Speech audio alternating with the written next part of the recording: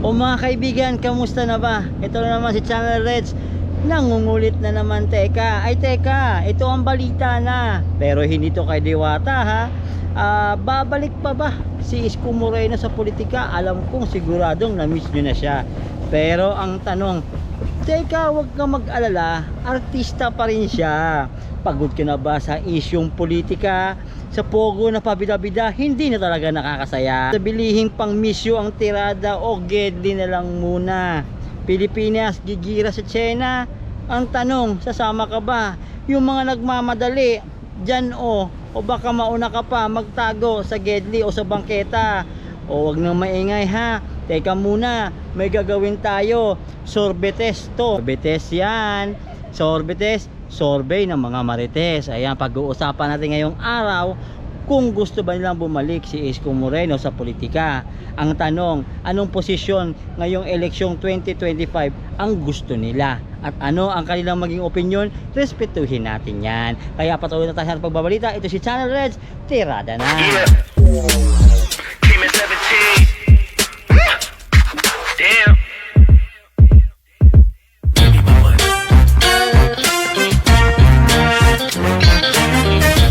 Ayan, survey test na tayo.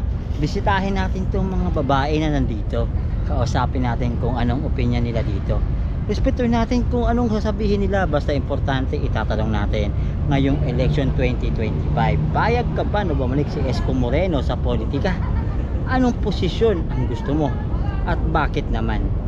Okay, tanong tayo.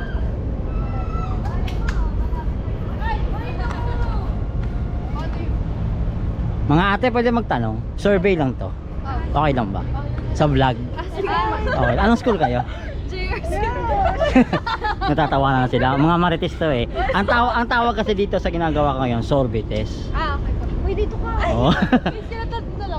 Pwede sama ka lang dyan. Para masaya, para hindi matumba yung bangka. Di ba? Baka malunod yung bangka pag kinulang. Ang tawag dito, survey test. Survey ng mga marites. Sige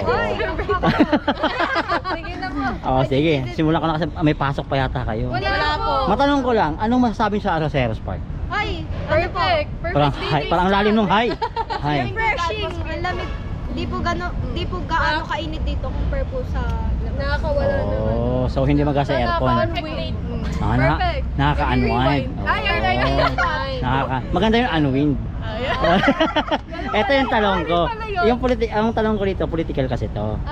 Matanong, ngayong election 2025, so isasagutan na lang kayo para kasi masaya, para maritisan to survey test ngayong election 2025, payag ka ba na bumalik si Isko Moreno sa politika? Anong posisyon at bakit nga ba? So, miss. Ako. For me. Ito yung boss. Boss. Teacher po namin to. Oh, teacher! Ma'am, nice to meet you. Nice to meet you po. Teacher namin yan. Naku. Hindi ko na Naku, tumakas ka ha. Ay, uya na po. Okay. Sa akin po siguro, parang bumalik ulit siya sa pagka-mayor ng Manila. Para ipagpatuloy niya ulit yung nasimulan niya. Kasi parang kailangan pa nung nung mga project niya, yung mga ibang project niya na nasimulan. Parang kailangan niya pang i-improve. Para lalong mapaganda yung Manila. Wow. Taga saan ka sa Manila? Taga Caloocan po. Wow. Pero ba't nasabi mong mayor? Kasi 'di ba nung parang first term niya, sobrang dami niya nang nagawa. Lalo na sa dito po sa park na to, 'di ba? Ang dami niya nang nagawa sa mga students, sa mga iba't ibang parang iba't ibang pasyalan sa Manila. Ang dami niya So parang isip mo rin na kung pwede pang gawin din sa buong bansa I think mas siguro mag-start muna siya from Manila ulit. From Manila ulit. Tapos kapag mas parang napakita niya na talaga sa mga ibang tao na ganun siya To prove more. To prove more. Doon mas maganda na umangat siya sa pag. So, thank you ma'am. Galing kay ma'am yan ha.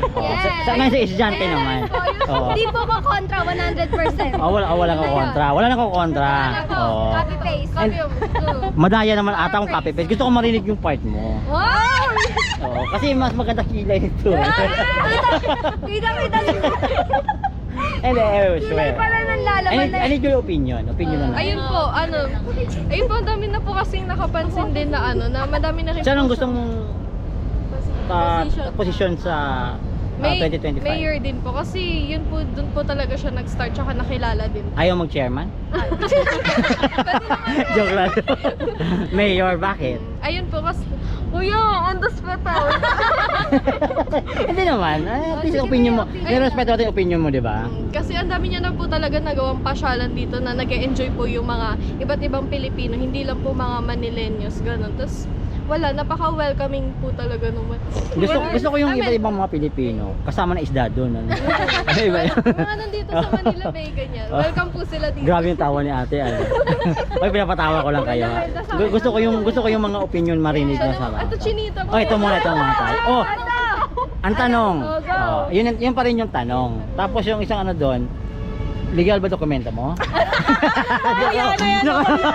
Joke lang. Kaya ka dito. Oo. Ano po? Dito ka pinanganak. Hindi mo na naman 17 years, hindi naman. Okay. Oh, pero may laki kang Koreana. Wala rin. Wala rin. Purely Filipina. Oh. Your Honor, hindi niya po maalala. Hindi na naalala. Oh, your honor. Naalala, baka nakalimutan mo ha. Okay. Ano po, mayor din po. Kasi ang dami niya na pong naambag dito sa lugar na to. And once po na parang nagstay po siya as mayor, pwede pa po yung mag-improve into president kung sakali man pong ma-prove niya talaga na parang ang dami niya pong ginawa dito. Oh, so thank you again. Ayan, so ito si ma'am naman. Ang ganda ng bracelet mo. Your Honor, di ko na po. No comment po. Di ko na maalala. And then, your opinion. For me, ano po, mayor din po. Mhm. Kasi parang nakukulangan pa po ako doon. Ay, hindi naman po. I mean, ang ganda po kasi ng pinakita niya na sa pagiging mayor niya po nung umupo siya. So, for me po, parang kulang pa po yung pag-upo niyang yun. Parang mas gusto ko pa po dagdagan para So po makita kailangan tagalan yung pag-upo. Opo, para po upo po siya.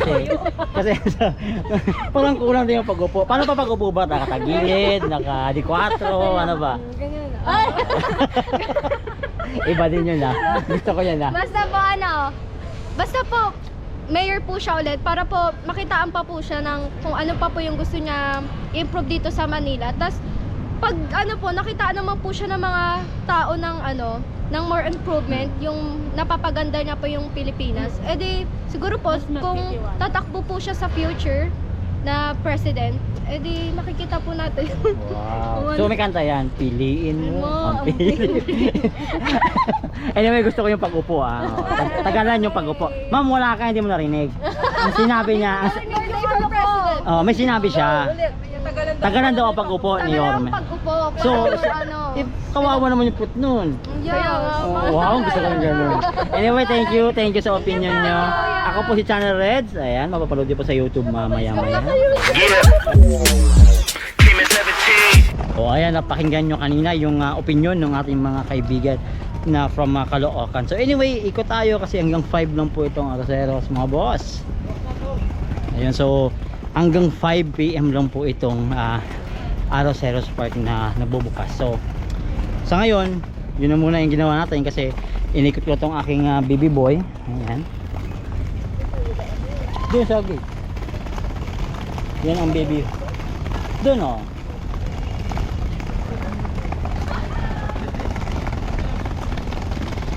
Ayan, so sinama ko yung baby boy. So but wait, dahil parang uulan, pwede tayong lumarga. Saan tayo? Ikaw? Baka ulan eh. Wala.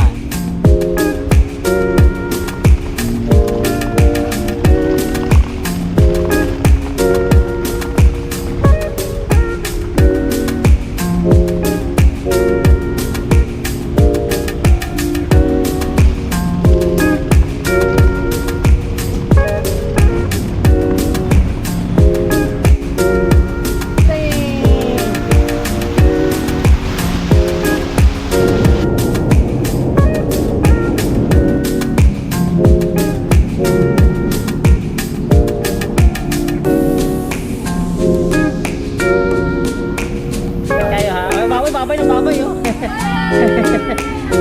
Bye-bye. Oh, nahiya pa.